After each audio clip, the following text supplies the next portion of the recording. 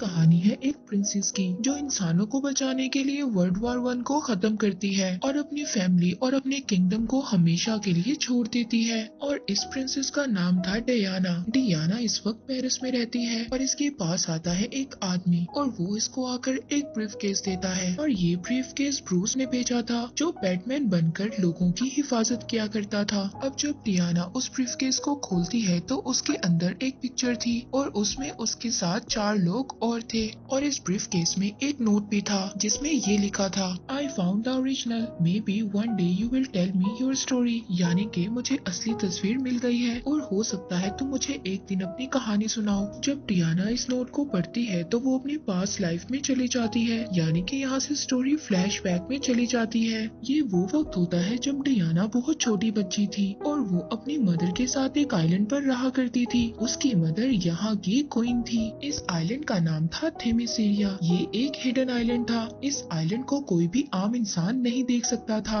यानी कि यह आइलैंड पूरी दुनिया से छुपा हुआ था। इस आइलैंड की सबसे खास बात ये थी कि इस आइलैंड पर सिर्फ फीमेल्स रहा करती थी। यहाँ पर कोई भी मेल नहीं था और यहाँ पर जितनी भी फीमेल्स थी सब बहुत अच्छी वॉरियर्स थी। ये फीमेल्स हमेशा फाइट की प्रैक्टिस किया करती थी। डियाना जो कि बहुत छोटी बच्ची थी वो इन सबको देखकर उन्हीं की तरह मूव करना शुरू कर देती है। लेकिन डियाना की मदर जो यहाँ की क्वीन है वो कभी भी नहीं चाहती थी कि डियाना कोई फाइट सीखे। वो डियाना से बहुत ज्यादा प्यार करती थी। दरअसल उन्होंने डियाना को मिट्टी से बनाया था और इसके बाद इन्होंने जूइश जो कि गॉड्स के किंग थे उनसे प्रेयर की। उन्होंने उस मिट्टी के स्टैचू में जान डाल दी जो डियाना की मदर ने बनाया था और इस तरह से डियाना इस दुनिया में आई। एक रात डियाना की मदर उसको कहानी सुनाती है। वो बताती है जूइश जो कि देवताओं के देवता हैं, उन्होंने इंसानों को बनाया। वो इंसानों से बहुत ज्यादा प्यार करते थे और उस वक्त इंसान बहुत अच्छे तरीके से आपस में रहा करते थे। लेकिन जूइश का बेटा जो वॉर का देवता था वो इंसानों से जेलस होने लगा।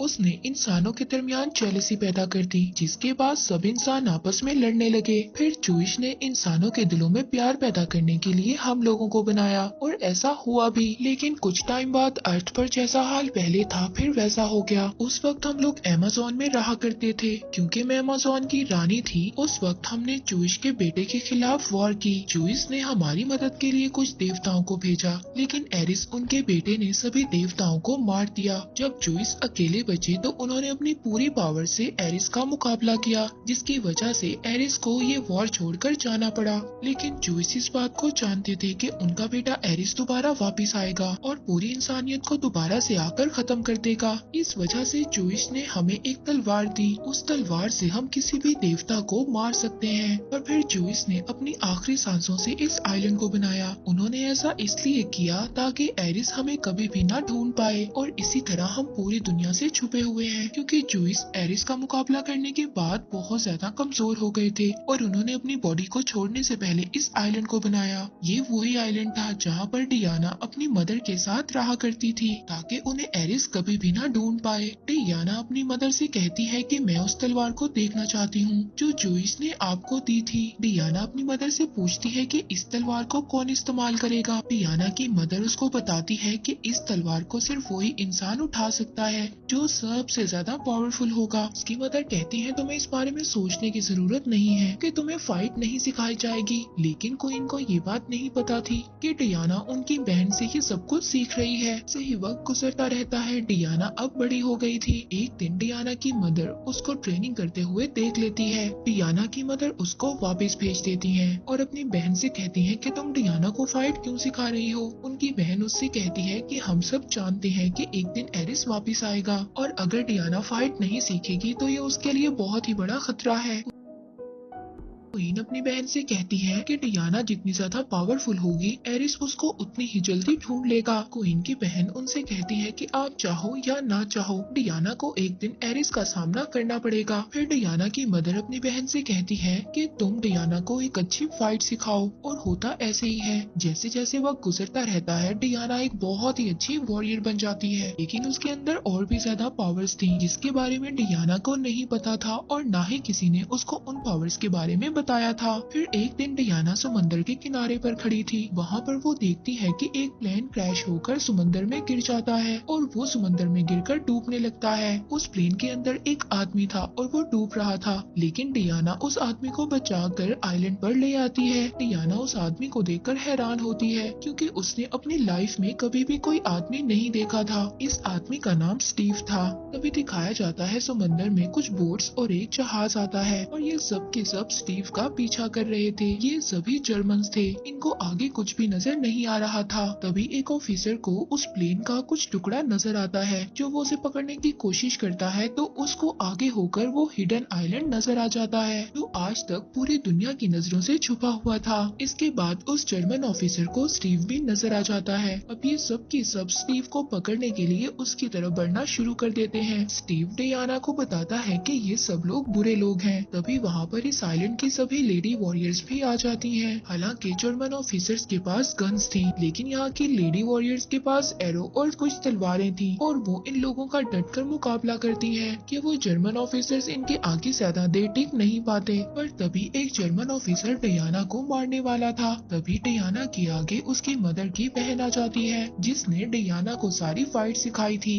और वो उस बुलेट के लगते ही उनकी डेथ हो जाती है। इस बात से डियाना को बहुत ज्यादा दुख होता है। वो बहुत ज्यादा रोती है और अब सभी जर्मन ऑफिसर्स भी मर गए थे। यहाँ पर सिर्फ स्टीव बच जाता है। ये सब स्टीव को मारने वाले थे, लेकिन डियाना उसके सामने आ जाती है। वो सबको बताती है कि ये हमारे साथ मिलकर लड़ा था। वो सब स्टीव से पूछती हैं कि तुम यहाँ पर क्या करने आए थे और तुम्हारा मिशन क्या है। स्टीव उनको बताता है कि मैं एक जासूस हूँ। मैं जर्मन के कैंप में उनके ही खिलाफ जासूसी कर रहा था। जब मुझे पता चला कि जर्मन एक जहरीली गैस बना रहा है और वो जहरीली गैस बनाकर सभी लोगों को मार सकते हैं, तभी मैं वहाँ से उनकी एक डायरी चुरा कर भाग गया और इस जहरीली गैस को बनाने के लिए वहाँ के जनरल ने ये ऑर्डर दिया है। और बहुत जल्दी ऐसा भी हो सकता है कि एक कंट्री दूसरी कंट्री के खिलाफ वॉर करे और इसी तरह सब लोग मर जाएंगे। दरअसल इस आइलैंड के बाहर वर्ल्ड वॉर 1 की तैयारी हो रही थी, लेकिन इस आइलैंड पर रहने वाले लोगों को कुछ भी नहीं पता था। स्टीव कहता है कि अगर मैं ये डायरी वक्त पर अपने हेडक्वार्टर पहुंचा दूं, तो क्या पता हो सकता है ये वॉर यहीं पर रुक जाए और इस तरह लाखों लोगों की जान बच जाएगी। अब ये सारी बातें डियाना को सुनकर ये लगता है कि ये सारा काम एरिस का है। वो एक बार फिर से इंसानियत को खत्म करना चाहता है, लेकिन डियाना ऐसा नहीं चाहती थी। वो इंसानियत को बचाना चाहती थी। लेकिन डियाना अगर इस आइलैंड से बाहर गई तो वो कभी भी दोबारा इस आइलैंड पर नहीं आ सकती। लेकिन डियाना ये फैसला करती है कि वो इंसानियत को बचाएगी। अब वो वॉर में जाने के लिए अपनी पोशाक पहनती है और साथ ही वो तलवार भी ले लेती है, जो जूइश ने दी थी। जब डियाना आइलैंड से जा रही होती है तब वहाँ पर उसकी मदर आती है। वो डियाना से कहती है कि अगर तुम इस आइलैंड से बाहर गई तो तुम्हें पता है कि तुम दोबारा इस आइलैंड पर कभी नहीं आ सकती और इंसानों की दुनिया तुम्हारे लायक नहीं है। इसके बाद स्टीव और डियाना जहाज में बैठकर इस आइलैंड से निकल जाते हैं।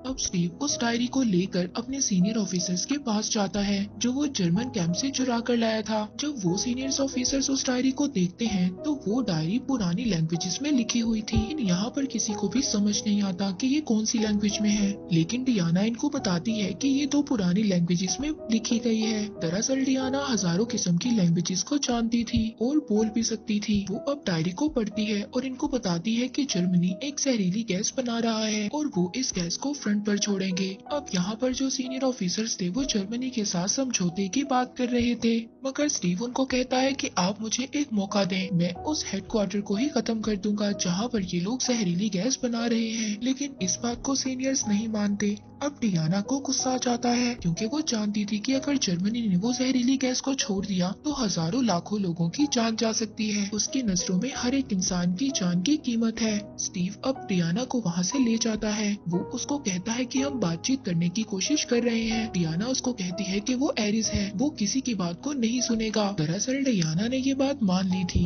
कि इस वॉर का जो लीडर है वो कोई और नहीं बल्कि एरिस है और वो किसी भी कीमत पर इंसानियत को खत्म करना चाहता है। वहीं पर दूसरी तरफ जर्मनी में डॉक्टर मीरू को दिखाया जाता है, जो ये सब जहरीली गैसेस बना रही थी। अब उस डायरी के गुम होने से इस डॉक्टर को बहुत ज्यादा परेशानी हो रही थी। जनरल उसके पास आते हैं और उससे पूछते हैं कि तुम्हारा काम कब तक कंप्लीट हो जाएगा। डॉक्टर मीरू जनरल को कहती है कि मैंने एक नई गैस बनाई है, उसका जो भी इंसान इस्तेमाल करेगा वो बहुत ज्यादा पावरफुल हो जाएगा। वो वहाँ पर एक कैप्सूल तोड़ती है जिसका धुआं जब जनरल की नाक में जाता है तो उनके अंदर बहुत ज्यादा ताकत आ जाती है, वो बहुत ज्यादा पावरफुल हो जाते हैं। और साथ ही साथ हमें ये भी दिखाया जाता है कि अब डॉक्टर मीरू को एक नया फॉर्मूला मिल गया था। वो अब इस नए फॉर्मूले से एक नई गैस बना रही थी जिस गैस से लाखों लोगों को एक ही टाइम में मारा जा सकता है। वहीं पर दूसरी तरफ स्टीव अब डियाना को वहाँ पर ले जाने के लिए तैयार हो गया था जहाँ पर वॉर चल रही थी। अब जाने से पहले ये कुछ लोगों की एक टीम बनाते हैं जो मिलकर काम करेंगे। डियाना जब उस जगह पर जाती है तो वहाँ पर लोगों को देखकर उसको बहुत ज्यादा दुख होता है। इसके बाद ये लोग बेल्जियम फ्रंट पर पहुँच जाते हैं जहाँ पर बहुत ज्यादा गोलाबारी हो रही थी और लोग मर रहे थे और सब इधर उधर भाग रहे थे, सबकी हालत बहुत ज्यादा खराब थी। तभी यहाँ पर एक औरत रुक कर डियाना से बात करती है और उसको बताती है हमसे हमारा सब कुछ छीन लिया गया और बहुत सारे लोगों को गाँव में गुलाम बनाकर रखा गया है। डियाना उस औरत से पूछती है कि ये सब कहाँ पर हुआ। वो औरत इशारा करती है वहाँ पर जर्मन का कब्जा था। डियाना उस जगह पर जाना चाहती थी। वो स्टीव से कहती है कि मैं यहाँ पर रहने वाले लोगों की मदद करना चाहती हूँ। स्टीव उसको वहाँ जाने से रोकता है लेकिन डियाना उसकी बात नहीं मानती। अब इसके बाद डियाना अपनी वॉरियर की पोशाक में आ जाती है और वो उस तरफ बढ़ना शुरू करती है जहाँ पर जर्मन सोल्जर्स गोलियां चला रहे थे। डियाना सभी बुलेट्स को अपनी आर्मर से रोक लेती है जो उसने अपनी बाजुओं पर पहने हुए थे। वो वहाँ पर सभी बुलेट्स का मुकाबला करती है। उसकी नजर बहुत ज्यादा तेज थी। अब सभी जर्मन्स डियाना की तरफ फायर करना शुरू कर देते हैं लेकिन डियाना के पास जो ढाल थी वो सभी बुलेट्स को रोक देती है। अब ये सब देखने के बाद स्टीव और उसके बाकी सभी साथी भी वहाँ पर आ जाते हैं और सभी जर्मन सोल्जर्स पर फायर करने लगते हैं। डियाना अब उस जगह पर पहुँच गई थी जहाँ पर जर्मन्स ने गाँव वाले लोगों को अपना गुलाम बनाया हुआ था। डियाना यहाँ पर जर्मन सोल्जर्स को बहुत बुरी तरह मारती है। उस पर वहाँ पर जर्मन ऑफिसर्स बहुत ज्यादा फायर भी करते हैं। यहाँ पर सभी जर्मन ऑफिसर्स को मार देती है। यहाँ पर जो सबके सब गाँव वाले थे वो अब सभी आजाद हो गए थे और ये सब होता है डियाना, स्टीव और उनके बाकी सभी साथियों की वजह से। यहाँ पर सभी गाँव वाले डियाना को थैंक यू बोलते हैं और यहाँ पर एक आदमी इनकी पिक्चर भी लेता है जिस पिक्चर में डियाना, स्टीव और उसके 3 दोस्त होते हैं। अब ये वही पिक्चर थी जो बैटमैन ने डियाना को भेजी थी। जिस पिक्चर को देखकर डियाना को पूरी कहानी याद आ रही थी। अब स्टीव को यहाँ पर ये पता चलता है कि जर्मन ऑफिसर्स की एक बहुत बड़ी पार्टी होने वाली है। स्टीव भी उस पार्टी में जाना चाहता था। डियाना और स्टीव दोनों मिलकर डांस की प्रैक्टिस करते हैं और फिर अगले दिन ये दोनों किसी तरह से उस जगह पर पहुंच जाते हैं जहां पर उन जर्मन ऑफिसर्स की पार्टी होने वाली थी। यहाँ पर सिक्योरिटी बहुत ज्यादा थी लेकिन ये लोग किसी तरह भी अंदर जाना चाहते थे। वहाँ पर जर्मन का जनरल भी आने वाला था जिसको डियाना एरिस समझती है। सबसे पहले स्टीव जर्मन ऑफिसर बनकर अंदर जाता है। वहाँ पर जाकर ये उस डॉक्टर से मिलता है जिसने ये जहरीली गैस बनाई थी। उससे इंफॉर्मेशन लेने की कोशिश करता है लेकिन इस बात का कोई भी फायदा नहीं होता।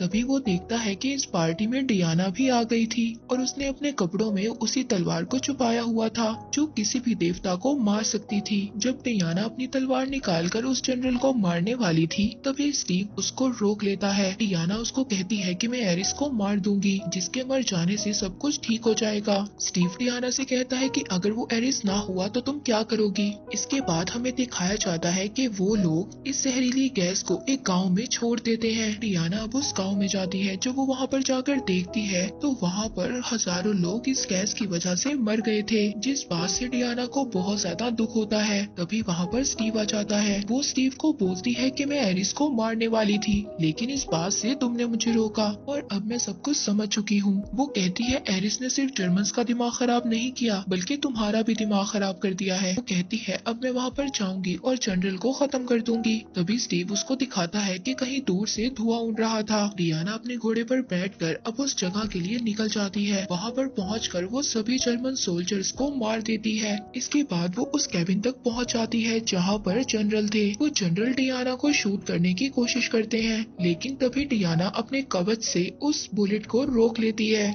इसके बाद जनरल उस धुएं को अपने नाक में ले लेते हैं जो डॉक्टर मीरू ने बनाया था जिसके धुएं की वजह से वो बहुत ज्यादा पावरफुल हो गए थे। यहाँ पर डियाना और जनरल के बीच में फाइट होती है। डियाना अब अपनी तलवार से जनरल को मार देती है और वो उसको मारने से पहले कहती है, मैं सभी इंसानियत की खातिर और उनकी अच्छाई के लिए तुम्हें मार रही हूँ। इसके बाद वो जनरल को मार देती है। अब उसको ऐसा लग रहा था कि इसके मरने के बाद सब कुछ ठीक हो जाएगा, लेकिन ऐसा कुछ भी नहीं होता। वहाँ पर जितने भी जर्मन लोग थे वो सभी वॉर की तैयारी कर रहे थे। देखकर डियाना बहुत ज्यादा शॉक्ड हो जाती है, क्योंकि उसको ऐसा लगता था कि जब वॉर के किंग को मार दिया जाता है तो वॉर खत्म हो जाती है। तभी वहाँ पर स्टीव आ जाता है। डियाना स्टीव से कहती है कि मैंने एरिस को मार दिया है, लेकिन इसके बावजूद लोग वॉर की तैयारी कर रहे हैं। स्टीव कहता है कि मुझे एरिस के बारे में कुछ नहीं पता। डियाना उसको कहती है कि मैंने खुद देखा है जो बच्चे मर रहे थे, लेकिन कोई भी इंसान उनकी तरफ तवज्जो नहीं दे रहा था। ऐसा तभी होता है जब एरिस लोगों के दिमाग को अपने कंट्रोल में ले लेता है। स्टीव कहता है कि क्या पता लोग ऐसे ही हों, वो लड़ना चाहते हों। डियाना उसको कहती है कि मेरी मदर ने ठीक कहा था, इंसान हमारी मदद के लायक है ही नहीं। स्टीव कहता है कि मुझे तुम्हारी मदद की जरूरत है, अगर तुमने मेरी मदद नहीं की तो और ज्यादा लोग ऐसे ही मर जाएंगे। अब स्टीव वहाँ से चला जाता है। तभी डियाना को कुछ आहट की आवाज सुनाई देती है।